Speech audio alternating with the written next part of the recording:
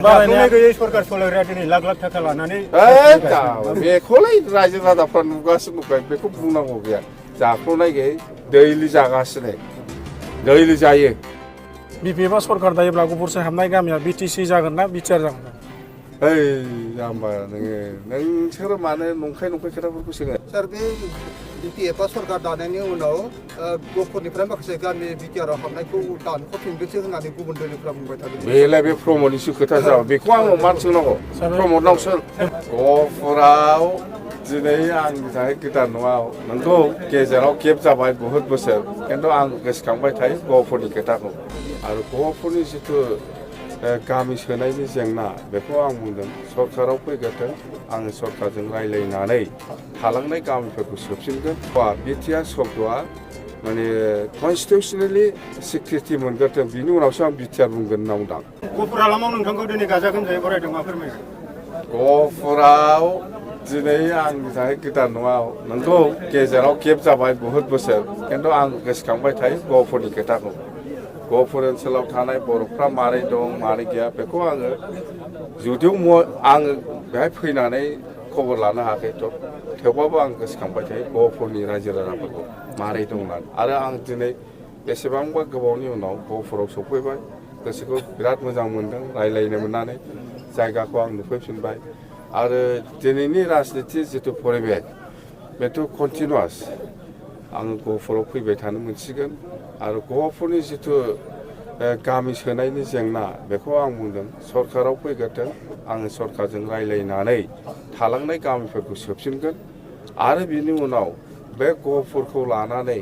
बा बे गोदानै हाबनाय ओनसोलफोरखौ लानानै गोदानै मोनसे साब डिभिजन जानांगौ बेखौ आं सरकार फैबानो आं प्रप'जाल होगोन आरो बे ओनसोलाव थानाय माखासे जिथु जौगाखांनायनि खोथा बेफोरखौ जों मावगोन आरोबाव जेनेबा लेन्ड एडभाइजारि बर्ड थायो बा बहुद माबा माबि थायो कमिटिफोर थायो डिपार्टमेन्टेल बेफोर डिपार्टमेन्टेल माखासे कमिटिफ्रावबो गहपुरनि मानसियानो थागोन आरो गहपुर ओनसोलनि थाखाय मा जौगाखां खामानि मावनांगौ इडुकेसन खेत्रआव मा जानांगौ एग्रिकालचार सेक्टराव मा जानांगौ बेफोरनि थाखाय माखासे कमिटि थाखायो बेफोर कमिटियाव गहपुर ओनसोलनि मानसियाबो थागोन आरो बेजोंनो जोङो मावलांगोन सार बे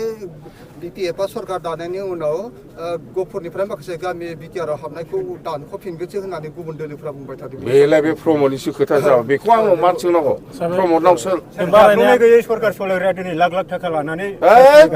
बेखौलाय रायजो राजाफ्रा नुगासिनो नुबाय बेखौ बुंनांगौ गैया जाख्ल'नाय गैयै दैलि जागासिनो दैलि जायो बिपिएफआ सरकार दायोब्ला गफुरसिं हाबनाय गामिया बिटिसि जागोन ना बिटिआर जागोन ओइ जाम्बा नोंसोर मानो नंखाय खोथाफोरखौ सोङो आङो बुंदों र' बिटिआर गोदान सुक्ति जादों गोदान सान्थि सुक्ति जादों जों बयबो मिथिगौ बयबो खोनादों आरो नुबायबो मिथिबायबो बिटिआर नाम सोलायनानै बिटिआर मोनसे सुक्ति जादों गोजोन सुक्ति आङो बेखौनो बुंदों बे बिटिआर नाम सोलायबाय सुक्तिखौ बे बिटिआर नामखौ दिनैसिमबो लकसभा आरो राज्य सभायाव आयेनगत भाबै स्वीकृति होआखै सुप्रिम कर्टआ स्वीकृति होआखै दिनैसिमबो प्रेसिडेन्टआ भारतनि प्रेसिडेन्टआ दिनैसिमबो स्वीकृति होआखै बेखौसो आं बुंबाय थादों बे शब्दआ बिटिआर शब्दआ माने कनस्टिटिउसनेलि स्वीकृति मोनगोन बिनि उनावसो आं बिटिआर बुंगोन होनना बुंदों आरो मा दंबावो